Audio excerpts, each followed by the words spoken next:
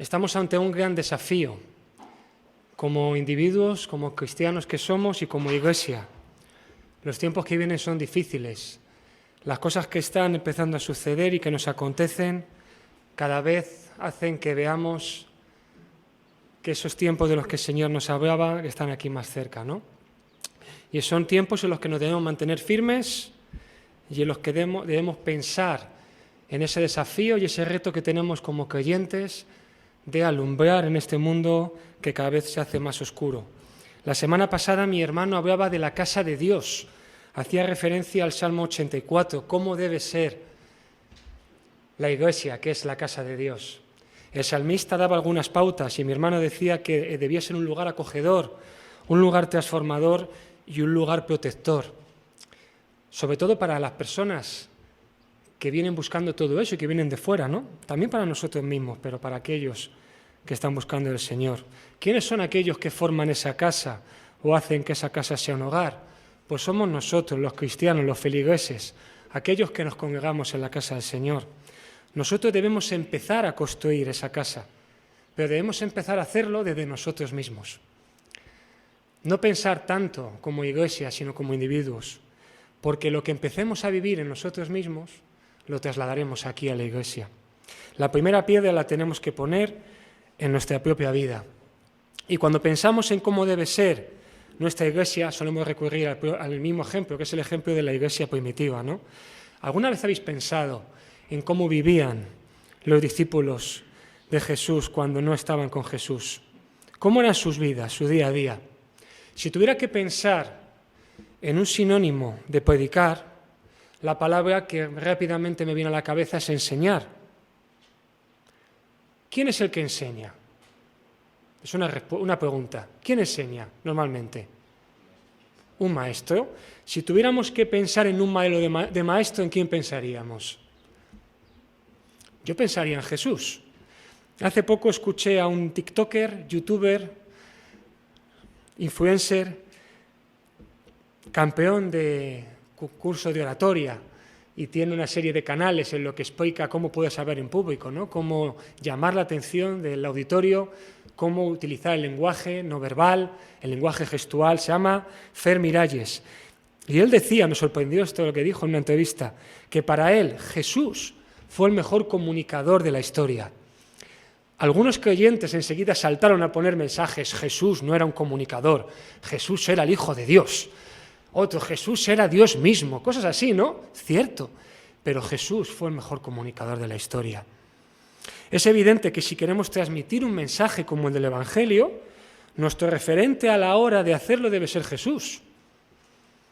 Nadie lo hizo mejor que Él, por tanto nosotros debemos fijarnos en Él. Jesús debe ser nuestro referente, no solo para esto, sino en todo. Jesús es el Cristo, el enviado, el ungido. Nosotros somos cristianos, eso significa que somos pequeños Cristos. También somos pequeños enviados y pequeños ungidos. Por tanto, debemos ser imitadores de Jesús.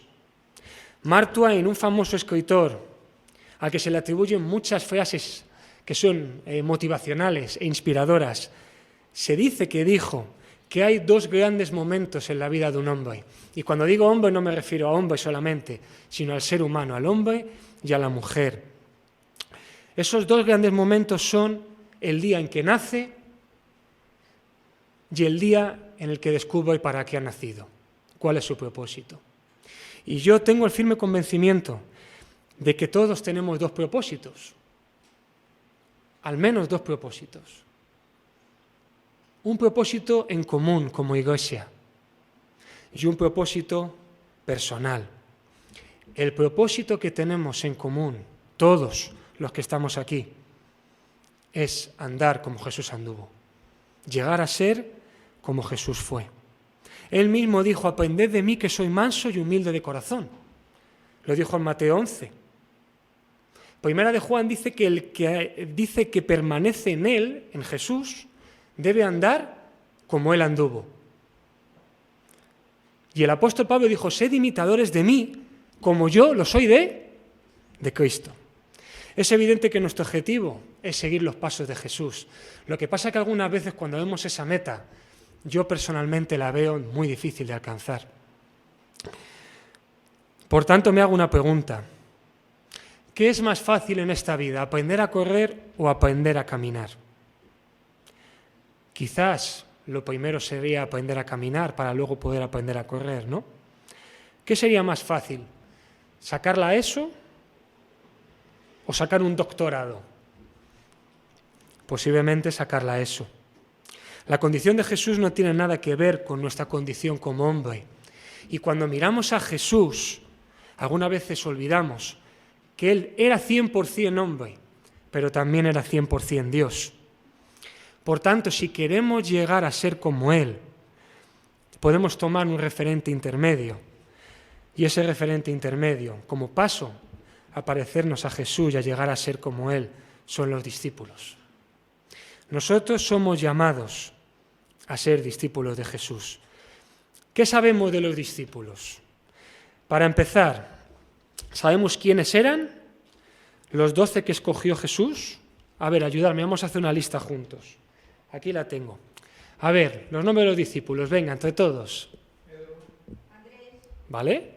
Juan, Jacobo, nos hemos saltado uno, Mateo, vamos por los 5 más fáciles, ahora viene lo bueno. Os habéis dejado que se hagan el trabajo fácil, ahora a ver qué hacemos con los más difíciles. Venga, más.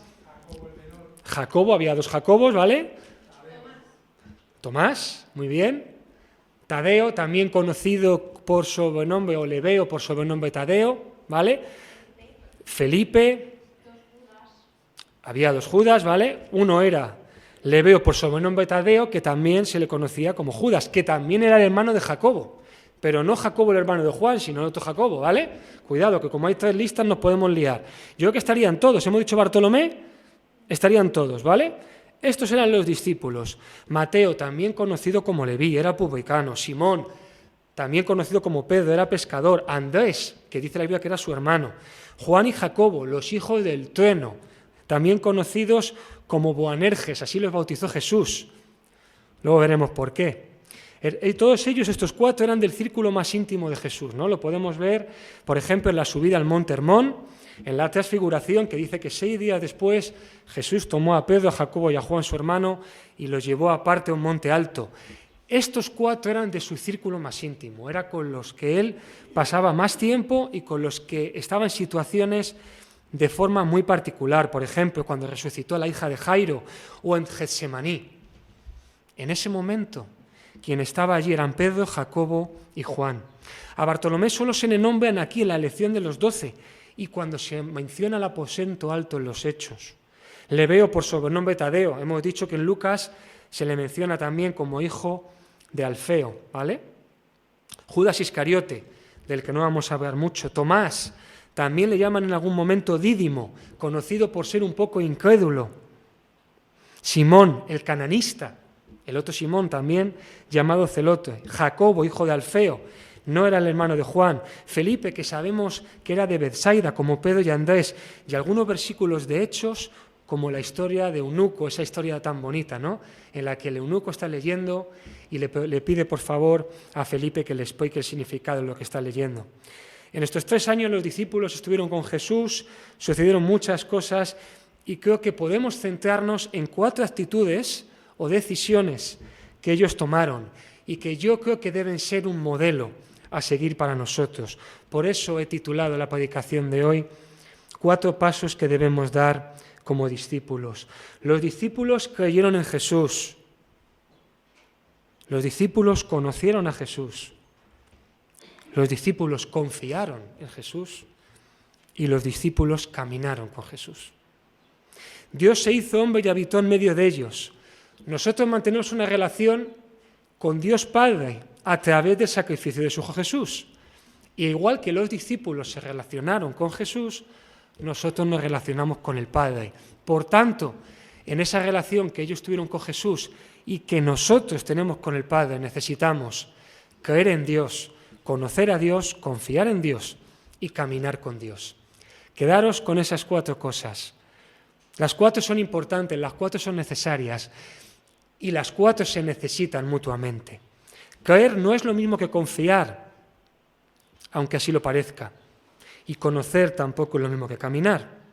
Debemos creer en Dios, y creer es tener algo por cierto sin conocerlo de manera directa o sin que lo pueda comprobar o demostrar. Es algo que tiene que ver con la fe. Nosotros tenemos la convicción de que Dios existe. Es así. Creemos en Dios y que sus principios son verdaderos. Creemos que Jesús es el Hijo de Dios. Él es la imagen del Dios que no podemos ver.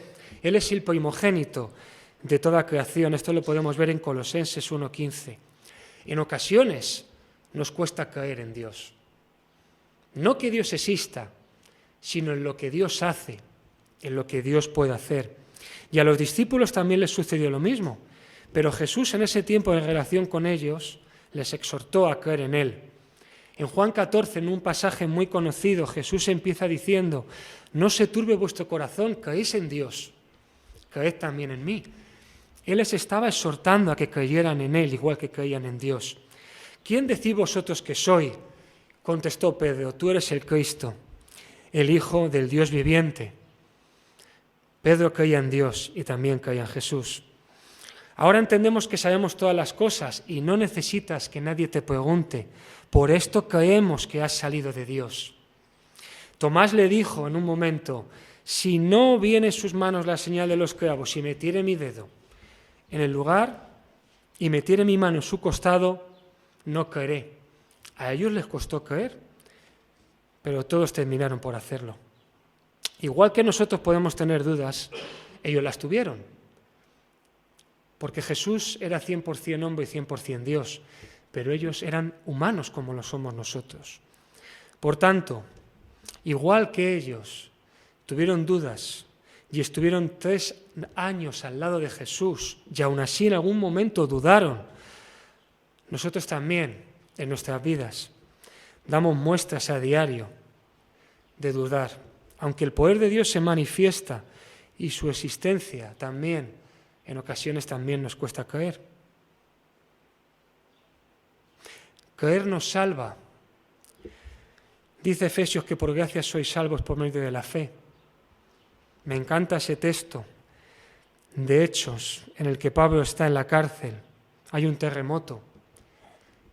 Se rompieron las rejas de la cárcel y automáticamente el carcelero pensó que todos iban a escapar. El carcelero estaba dispuesto a quitarse la vida. Cuando le dijeron: quieto, que estamos aquí, el carcelero dijo: decidme qué debo hacer para ser salvo.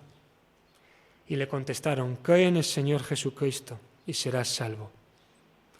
Me encanta el pasaje de Romanos que dice que si confesares con tu boca que Jesús es el Señor y crees en tu corazón que Dios le levantó de los muertos, serás salvo, porque creer nos salva. Y me gusta mucho el versículo de 1 de Pedro que dice que vamos a obtener el fin de vuestra fe, de nuestra fe, que es la salvación de nuestras almas. Y el fin no es el final, sino que es el objetivo. Somos creyentes, es cierto. La revista Expansión, en el año 2010, en su apartado de Sociología, presentó un estudio que decía que en España el 84% de las personas, de la población de este país, se declaraba creyente. Como yo, somos creyentes, creemos. Somos cristianos. En ese mismo estudio decía que el 80,56% de la población practicaba el cristianismo. Así pues, se trata de la religión más seguida por la población de España. También es cierto que en los últimos años ese porcentaje ha disminuido. Ha bajado casi 18 puntos. Pero somos llamados a algo más que ser creyentes, incluso que ser cristianos. Somos llamados a ser discípulos de Jesús, a seguir sus pasos, a caminar como Él caminó, a que nos agraden las cosas que a Él le agradaban y a aborrecer lo que Él aborrecía, a estar en una relación íntima con el Padre. Somos llamados a conocer a Dios. ¿Cuántos de aquí conocéis a Michael Jordan? A ver, levantad la mano. ¿Le conocéis o sabéis quién es? Ah, sabéis quién es, no le conocéis de forma personal, ¿verdad? Conocer a alguien tiene que ver con entender a esa persona, saber quién es y cómo es, qué le agrada, qué no, tener un trato personal. Y conocer a Dios implica desarrollar una relación personal con Él. Sabemos quién es Dios, creemos en Dios. Ahora, la pregunta es esta: ¿conocemos a Dios?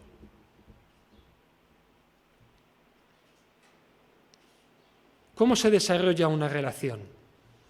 Normalmente uno cuenta cómo se siente, cuenta lo que le gusta, cuenta lo que ha hecho, el otro escucha y viceversa, ¿no? Dios nos está hablando. ¿Y cómo podemos conocerle?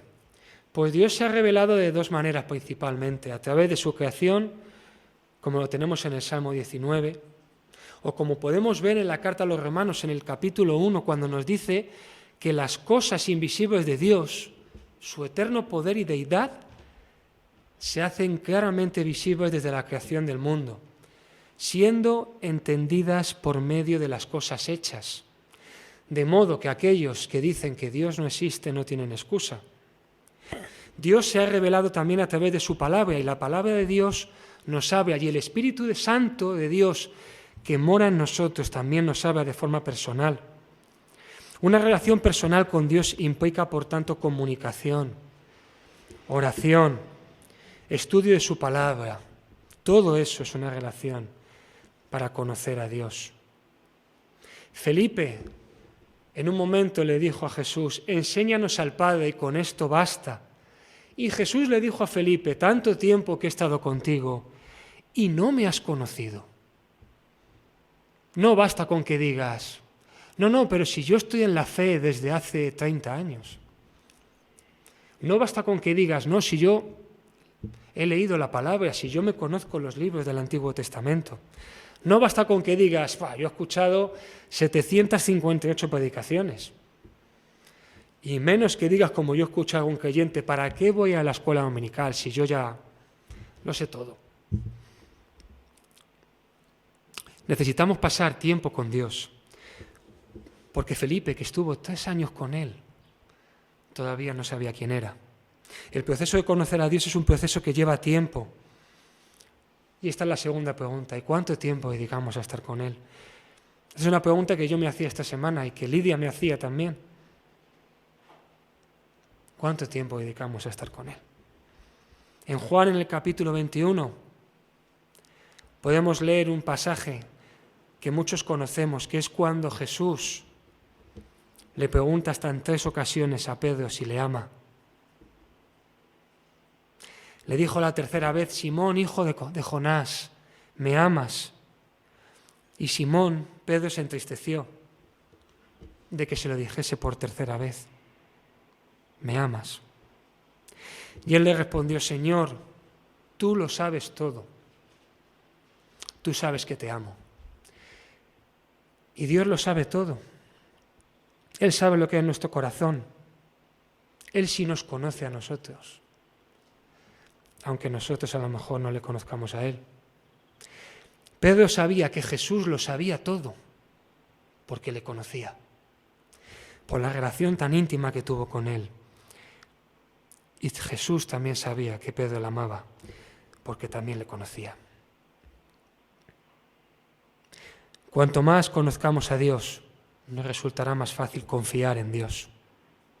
Confiar es esperar con credulidad y seguridad que alguien se va a comportar o va a reaccionar como yo espero o deseo. No es tener algo por cierto sin conocerlo de manera directa, porque ya conocemos, por eso confiamos. ¿Os habéis sentido alguna vez defraudado por alguien en quien confiabas? Quizás esperabas un comportamiento de esa persona y no se llegó a producir, o se comportó de forma que tenía que ver todo con todo lo contrario. ¿Habéis confiado en alguna persona y habéis sentido que os estaba fallando? A lo mejor esto sucedió porque esa persona no se comportaba como tú esperabas, o porque a lo mejor no conocías a esa persona. Pero ¿se puede confiar en alguien o confiarle algo a alguien que no conoces? Porque la palabra confiar también tiene la acepción de confiar algo a alguien. Yo me voy de vacaciones en 2 semanas y mi casa se queda vacía, pero le puedo decir a Dani, toma, la llave de mi casa. ¿Puedes echar un vistazo a mi casa estos días? Le confío mi casa a Dani. En sus diferentes formas, confiar, confianza, confiado. Esta palabra aparece más de 200 veces en las Escrituras. Si aparece tantas veces es porque es una palabra importante. Pero ¿podemos confiar en alguien a quien no conocemos? Hombre, por poder se puede. Quizás si tú vieras que alguien está confiando algo a alguien que no conoce, le dijeras, ten cuidado, no seas necio, lo que estás haciendo es una irresponsabilidad. Dice el salmista en el Salmo 118 que mejor es confiar en Dios que en los hombres. Pero ¿cómo podemos confiar en Dios si no le conocemos? Los discípulos confiaron en Él porque le conocían. Cuando envió a los 12 y les dio instrucciones muy concretas, ellos confiaron. Les dijo, id de aldea en aldea predicando el Evangelio, anunciar el reino que ha venido, sanad a los enfermos, aquellos que no se acojan, no miréis atrás y marcharos. Y en ese momento ellos confiaron. Cuando le dijo a Pedro, después de estar toda la noche pescando y no pescar nada, en el capítulo de la pesca milagrosa, boga mar adentro y echa de nuevo la red.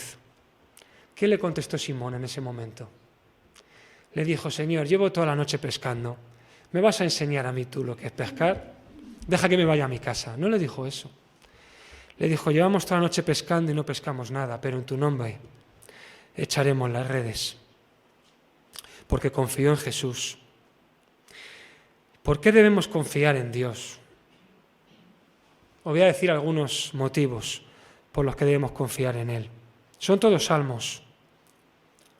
En paz me acostaré y asimismo dormiré, porque solo tú me haces vivir confiado. Confiar en Él nos da paz. En Dios he confiado. ¿Qué puede hacerme el hombre?, dijo el salmista. Confiar en Él nos da seguridad.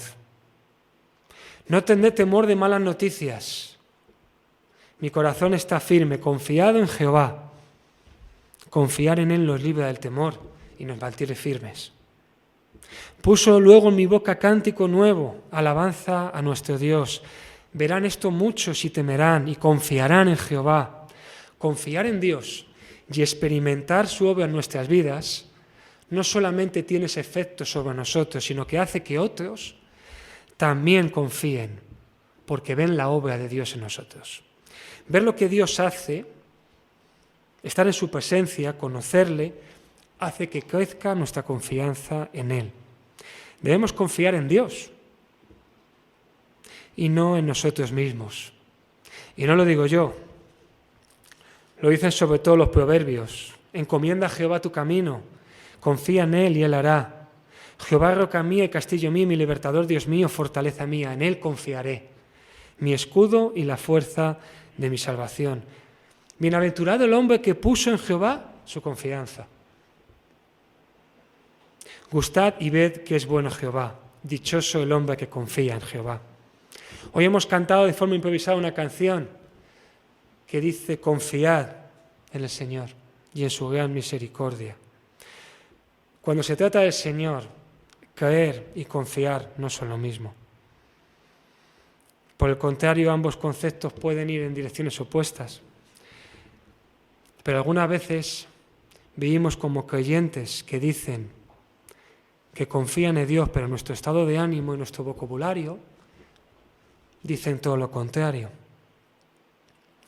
Esto refuerza la creencia sobre la diferencia entre creer y confiar. Tenemos la convicción de que Dios existe, pero debemos depositar nuestra confianza en Él. Si te presentan a una persona que no conoces, es evidente que esa persona existe. Tú crees en su existencia, la tienes delante, no tienes que hacer un ejercicio de fe. Pero confiar en ella no viene de la mano con confirmar con que está allí delante. tengo prueba de que existe, porque la tengo delante, le he dado la mano, pero aún no tengo nada que me diga, que me muestre, que me indique que puedo confiar en ella. Confiar en esa persona es un efecto, una relación de intimidad con ella. Por tanto, somos llamados a tener intimidad con Dios. En ese momento en el que le conocemos, en ese momento en el que confiamos en Él, por esa intimidad, por esa relación que tenemos con Él, es cuando empezamos a llevar una vida y a caminar con Él.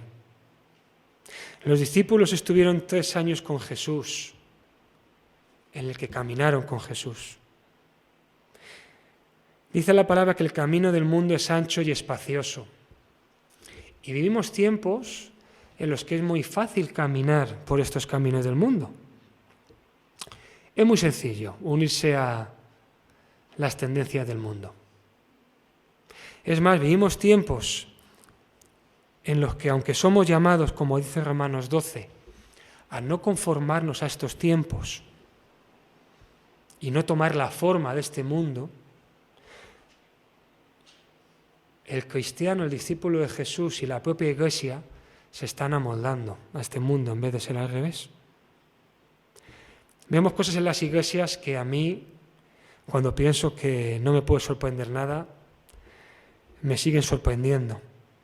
Cada vez vivimos una fe más light, edulcorada, sin compromisos. Ya lo dijo el Señor, que los caminos del mundo son muy fáciles de andar, pero los caminos del Señor son estrechos y angostos, de poca anchura. Está claro que hay lugares fáciles de andar, pero otros en los que no nos gustaría estar solos. Y en este camino que tenemos por delante, es imprescindible que caminemos con Jesús y con Dios de nuestro lado. Hay un proverbio que dice que este mundo es fácil de andar solo y que cuando uno camina siempre va a llegar a su objetivo o al lugar donde va más rápido, pero si camina acompañado siempre va a llegar más lejos.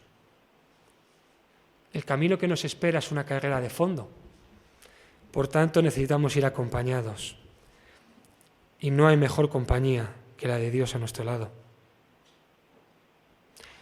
Hay 2 hombres en el Antiguo Testamento que experimentaron algo que ninguno más experimentó. El Señor se los llevó a los 2 en vida. Uno de ellos es muy conocido y curiosamente los 2 están representados en esta congregación, hoy no están aquí. Una vez se lo dije a su madre y no lo sabía. Encima son hermanos. Son Elías y Enoc. De Elías no voy a decir nada, es de sobra conocido. Enoc, no me refiero al primer hijo de Caín, sino al segundo Enoc, que solamente se menciona en 3 pasajes.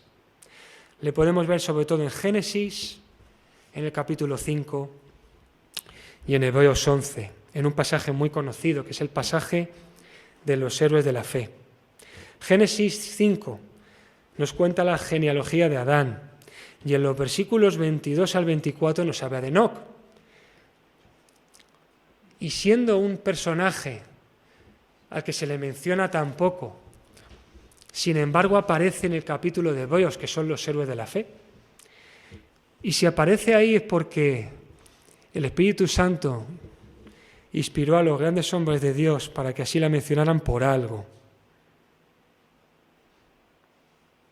Dice Génesis 5 que Enoc caminó con Dios. Enoc caminó con Dios. Esta expresión denota compañerismo y confianza. Por la fe Enoc fue traspuesto para no ver la muerte, y no fue hallado porque lo traspuso Dios, y antes que fuese traspuesto, tuvo testimonio de haber agradado a Dios. Esto lo podemos ver en Hebreos 11. Vamos bien de tiempo, hoy voy a batir mi récord. Así que vamos a ir a Hebreos 11. Y voy a hacer mención a algunos versículos que tenemos aquí, algunos personajes.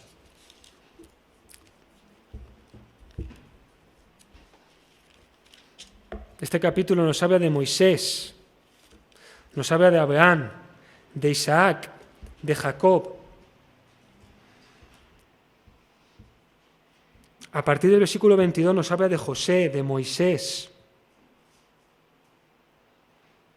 Y en el versículo 32 nos dice, ¿y qué más digo? Porque el tiempo me faltaría contando de Gedeón, de Barak, de Sansón, de Jefté, de David, así como de Samuel y de los profetas.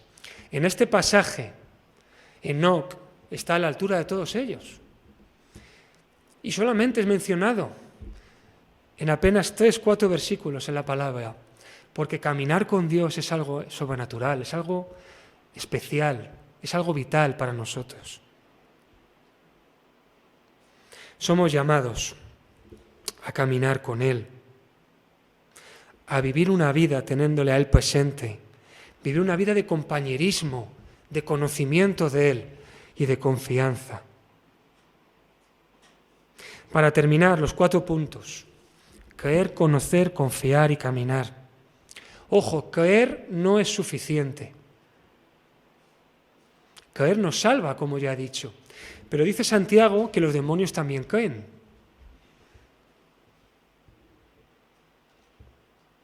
Nosotros somos imitadores de Jesús, somos sus discípulos. Y no basta con decir que somos creyentes. El que cree en Él debe andar como Él anduvo. Conocer. La intimidad con Dios es un paso fundamental en nuestras vidas como discípulos. Y es un paso fundamental para lo siguiente, que es confiar. La confianza en Dios es afirmada y confirmada cuando descubrimos su fidelidad en nuestra historia personal con Él. Puedes contar las veces que Dios te ha fallado. Puedes empezar ahora y ya has terminado. Sin embargo, puedes empezar a contar las veces que tú le has fallado a Él. Él es digno de confianza.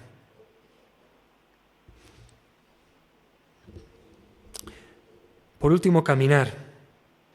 Si caminas solo, irás más rápido, pero si caminas acompañado, llegarás más lejos. Como ya he dicho, el camino que nos espera es una carrera muy larga, es una carrera de fondo. No son los 100 metros lisos, tampoco es una carrera de relevos. Es una carrera que corremos en solitario. La meta, ser como Cristo. ¿Qué mejor que caminar con Dios y no solos? Pues que el Señor nos ayude en esta carrera que tenemos por delante y que no olvidemos en creer, en conocer, confiar en Él y caminar junto a Él. Pues que así sea y que el Señor os bendiga.